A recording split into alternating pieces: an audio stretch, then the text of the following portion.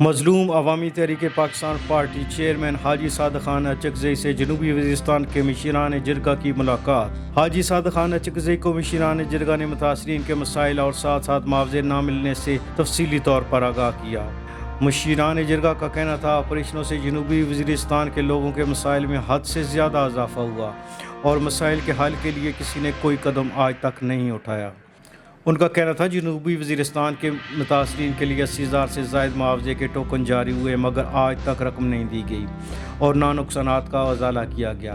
ہمارا یہی ایک نکاتی ایجنڈا ہے کہ ہمارے نقصان کا معاوضہ دیا جائے۔ مظلوم عوامی تحریک پاکستان پارٹی چیئرمین حاجی صادق خان اچکزئی نے مسائل کے حل کے لیے جنوبی وزیرستان کے مشیران کا بھرپور ساتھ دینے کی یقین دہانی کرائی۔ حاجی صادق خان اچکزئی کو جنوبی وزیرستان سے آئے ہوئے مشیران نے نیشنل پریس کلب اسلام آباد میں 3 روزہ جرگے کی دعوت دی۔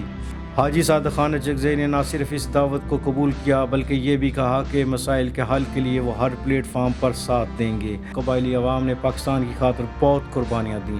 وزیرستان کے لوگوں کے مسائل کے حل کے لیے ہمیں مل کر جدوجہد کرنے کی ضرورت ہے۔